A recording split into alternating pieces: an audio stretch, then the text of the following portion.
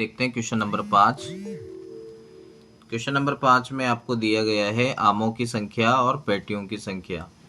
तो सबसे पहले दोस्तों इस क्वेश्चन में अगर आप ध्यान से देखिए, इस आमों की संख्या जो दी गई है, ये वर्ग अंतराल जो आपको दिया हुआ है, ये वर्ग अंतराल एक परफेक्ट वर्ग अंतराल नहीं है। तो सबसे पहला काम हमें क्या करना है, इसे एक परफेक्ट वर्ग अंतराल हमें बनाना है। इसे हम किस तरह से पहचाने कि ये परफेक्ट है या नहीं है, तो थोड़ा सा यहाँ पे देखिए, यहाँ पे लिखा हुआ है 52 और यहाँ लिखा हुआ है 53। तो 52 और 53, यहाँ भी 52 आना चाहिए था, यहाँ 55 लिखा हुआ है और यहाँ 56, तो ये भी क्या होना चाहिए, यहाँ 55 और यहाँ भी 55 आना चाहिए। तो अगर इस तरह की वर्ग अंतराल अगर आपको देखने को मिले तो सबसे पहले हमें उसे क्या करना पड़ेगा, एक उचित वर्ग अंतराल बनाना पड़ेगा। तो दोस्तों ये जो वर्ग अंतराल उचित हमें बनाना पड़ेगा, तो किस तरह से हम बनाएंगे, तो इसमें हमें क्या करना है कि 0.5 हमें घटाना है और 0.5 हमें जोड़ना है।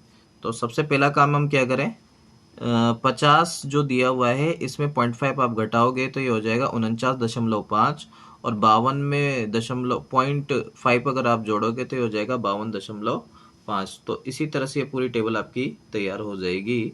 तो ये टेबल तैयार होगी। अब 53 में से आप आधा घटाइए तो ये कितना हो जाएगा 52.5 और इसमें आधा जोड़िए तो ये हो जाएगा 55.5। इसी तरीके से 55.5, 58.5, 58.5, 61.5 और 61.5, 64.5, ये आपका एक वर्ग अंतराल, उचित वर्ग अंतराल बन जाता है। अब इसके आगे हमें क्या करना है, हमें अगला काम जो करना होता है दोस्तों वो होता है मध्यमान की सारणी बनाना। तो मध्यमान की सारणी बनाने के लिए हम क्या करते हैं कि जो हमें वर्ग अंतराल दिया हुआ होता है, हम उन वर्ग अंतराल को जोड़कर उसमें 2 का भाग लगा देते हैं। तो जो यहाँ पे दिया हुआ है 49.5 और 52.5, तो ये 49.5 और 52.5। तो सबसे पहले इसको जोड़ लीजिए, 5 से 5 को जोड़ा 10 दशमलव, यहाँ से 1, 9 1 10, 2 12, हासिल 1, 5 5 10, ये हो गया 102। 102 में 2 का भाग लगाइए तो ये आ जाएगा 51। तो यहाँ पे ये आ गया आपका 51। अब दोस्तों यहाँ पे ध्यान से देखिए कि ये जो वर्ग अंतराल है आपका 52.5 से 53.5, 54, है ना, और 52.5 से अगर आप चलोगे तो 53.5, 54, 55, यानी 52.5, 53.5, 54.5, 55.5। तो यहाँ से अगर आप इसको देखो तो ये 3-3 का गैप आपको नज़र आता है, यहाँ पे आपको 3-3 का गैप नज़र आता है। तो हमें अगर हमारे वर्ग अंतराल में जो गैप है वही गैप हमारे मध्यमान में भी आएगा। तो यहाँ हम क्या करेंगे, 51 में 3 को जोड़ेंगे 54 आ जाएगा, 54 में 3 को जोड़ेंगे 57 आ जाएगा, 57 में 3 को जोड़ेंगे 60 आ जाएगा, 60 में 3 को जोड़ेंगे 63 आ जाएगा। तो इस तरह से हमारी मध्यमान की सारणी जो है वो बन जाती है। फिर इसके बाद हम अगला काम करेंगे कि विचलन की एक सारणी बनाएंगे। डी जो है विचलन है। तो यहाँ पे जो x की इसको किस तरह से बनाया जाता है दोस्तों, कि सबसे पहले हम a की वैल्यू को मानते हैं। a क्या है, हमारा कल्पित माध्य है। तो माना कल्पित माध्य,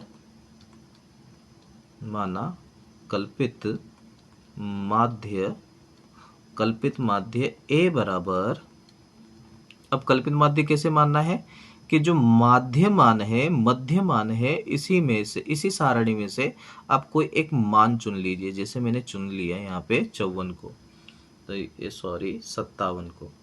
तो ये 57 जो है इसको मैंने क्या मान लिया, कल्पित माध्य। कल्पित मतलब कल्पना करना, मैंने कल्पना कर ली कि मेरा माध्य क्या है, 57 है। अब 57 जो है, 57 के सामने जो है वहां 0 लिख दीजिए। अब जो है अगर आप इसको ध्यान से समझो तो यहाँ 3 का अंतर यहाँ था और इसके ऊपर आप देखोगे तो 3 का अंतर यहाँ था। इसी तरीके से 57 से 60 में 3 का अंतर है और यहाँ भी 3 का अंतर है। तो दोस्तों जब हम ऊपर चलेंगे तो 57 से 54 यानी है 3 का अंतर है, तो -3, और 54 से 51 यानी 57 से 51 तो 6 का अंतर हो जाएगा। तो यहाँ पे ये -6। इसी तरीके से जो गैप है उस गैप के अनुसार ही सब कुछ होगा। तो यहाँ पे ये 3 और ये 3 और जोड़ दो इसमें, ये हो जाएगा 6। फिर इसके आगे हमें क्या करना है, हमें F और D जो है, D और F क्या है, पेटियों की संख्या। जो दोस्तों ये पेटियों की संख्या यही F है, तो इसको हमें D के साथ गुणा करना है। तो 15 को 6 से गुणा करेंगे तो ये आ जाएगा 90 माइनस का, 110 को 3 से गुणा करेंगे तो ये आ जाएगा 330 माइनस का, 135 को गुणा करेंगे 0 से तो ये 0 हो जाएगा, 115 को गुणा करेंगे तो ये हो जाएगा 345 और 25 को गुणा करेंगे तो ये हो जाएगा 150। अब हमें क्या करना है यहाँ पर कि जो प्लस वाला मान है और माइनस वाला मान है इनको अलग अलग जोड़ लीजिए। तो प्लस वाले मान और माइनस वाले मान को अलग अलग जोड़ लीजिए। 330 और 90 जब इनको जोड़ेंगे तो ये बन रहा है यहाँ पर 420 माइनस का, और दूसरा मान है 345 और 150, जब इनको जोड़ेंगे तो ये बन रहा है 495। तो 495 में 420 जो है इसको आप क्या करना है, ये प्लस का है ये माइनस का, यानी घटा लेना है। जब इसको घटाओगे तो ये आंसर आएगा प्लस का 75। तो सिग्मा FD की जो वैल्यू है वो आ जाएगी दोस्तों 75। इसी तरह से सिग्मा F की वैल्यू जो है वो यहाँ सिग्मा F की वैल्यू जब हम इनको जोड़ेंगे तो ये आंसर आ जाएगा आपका 400। तो कल्पित माध्य विधि से माध्य निकालने के लिए जो माध्य का सूत्र है दोस्तों वो होता है A प्लस सिग्मा FD बटा सिग्मा F। तो यहाँ पे मान रखिए A का मान है 57, सिग्मा FD का मान है, सिग्मा FD का जो मान है वो है यहाँ प्लस, और सिग्मा FD का मान है 75 और सिग्मा F का मान है 400। तो बच्चों सबसे पहला काम करेंगे, जितना इसको सरल कर सकते हैं उतना सरल कीजिए। तो 25 से इसको काट देता हूँ मैं, 25 दूआ 50, 25 दिया 75 और 25 से इसको काट देता हूँ मैं, 25 से कम 25 और कितना बच गया है यहाँ पे 15, 25 6 150। और इसको सॉल्व करेंगे तो कई बच्चों की जो दिक्कत रहती है वो 3 में 16 का भाग लगाना, यह भी दिक्कत बच्चों को महसूस होती है। तो 3 में भाग नहीं जाता है तो सबसे पहला काम हम क्या करेंगे, दशमलव को लगाएंगे। जैसे ही दशमलव लगाएंगे तो हम 1 0 लगा सकते हैं। तो 16 का पाड़ा बोला हमने, 16 एकम 16, 16 दूआ 32, 32 ज़्यादा हो गया दोस्तों, एक ही बार पाड़ा बोल पाएंगे। तो 16 एकम 16, फिर इसको घटाया हमने, कितना आ गया ये 14। तो 1 0 हम लिख सकते हैं। तो यहाँ पर इसका पाड़ा बोले हमने 8 बार, 16 8 128। इसको घटाएंगे तो यहाँ पे 10 में से 8 गया 2 और 3 में से 2 गया 1, 1 0 हम लिख सकते हैं 120। तो यहाँ पे 16 7 112 और 120 में से 112 घटाएंगे तो आ जाएगा 8 और 1 0 हम लिख सकते हैं, यानी 16 पंजे 80। तो जो इसका आंसर आएगा वो आ जाएगा 57 प्लस 0.187 और 5। तो जो इसको आगे लिखें तो हम किस तरह से जोड़ें, तो जोड़कर हम ये लिख सकते हैं 57.1875। तो दोस्तों दशमलव के 2 अंकों तक ही हमें मान लिखना है।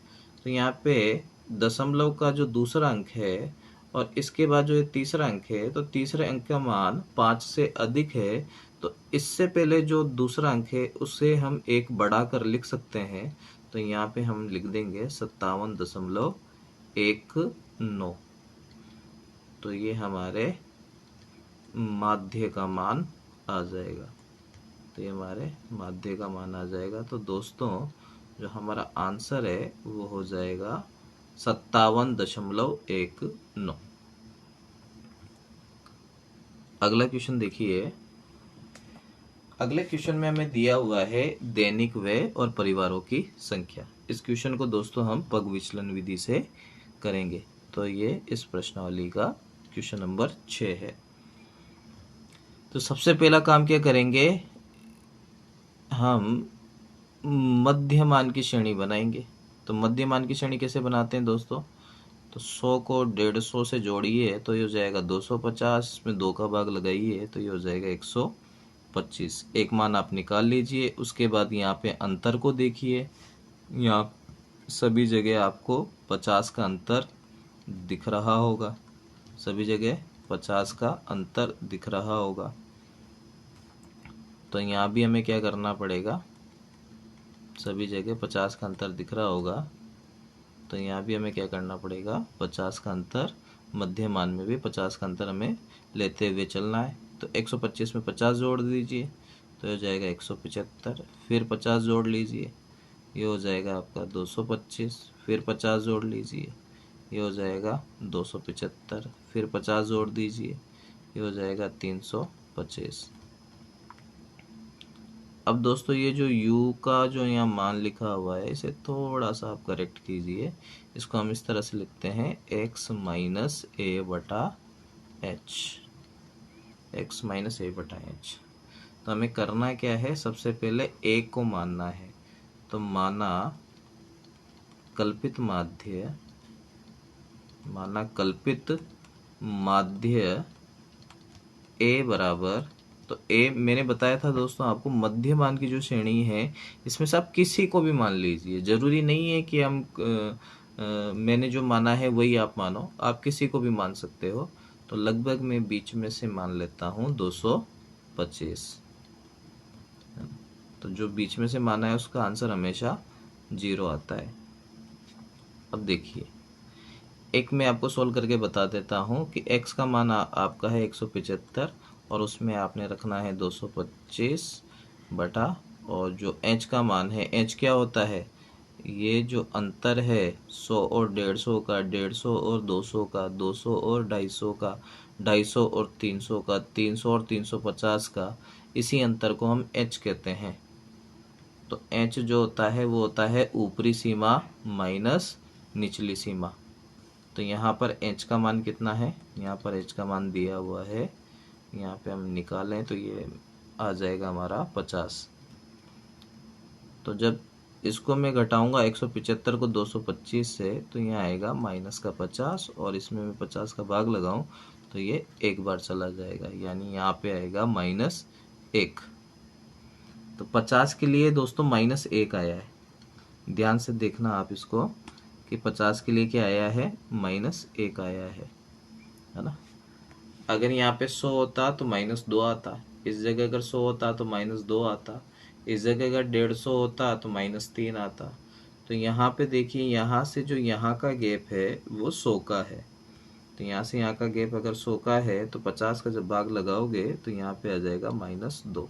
इसी तरह से नीचे वाला जो गैप है वो 50 का है यानी 1, और यहाँ से इसका जो गैप है वो है 100 का, तो यहाँ आ जाएगा 2। अब इसका मान चाहो तो आप इसको UF की जगह FU लिख लो, है ना। तो FU की टेबल हम बनाएंगे। तो F जो है परिवारों की संख्या जो है यही हमारा F है। इस F को हमें किससे गुणा करना है, U के साथ गुणा करना है। तो 4 को 2 से गुणा करोगे तो ये आ जाएगा -8, 5 को 1 से गुणा करोगे तो ये हो जाएगा -1, 12 को 0 से तो 0, 2 को 1 से तो 2, और 2 को 2 से तो ये 4। अब हमें क्या करना है, माइनस वाले मानों को जोड़ लेना है। तो 8 को 5 से जोड़ेंगे तो 8 5 हो गए -13, और 2 को 4 से जोड़ोगे तो ये हो गया +6, दोनों को घटाएंगे तो ये हो गया -7, यानी सिग्मा FU का मान जो हमारा आएगा वो आएगा -7। इसी तरीके से सिग्मा F का मान अगर मैं निकालूं तो ये आ जाएगा 25। तो दोस्तों पग विचलन विधि से हम क्वेश्चन को कर रहे हैं। तो पग विचलन विधि,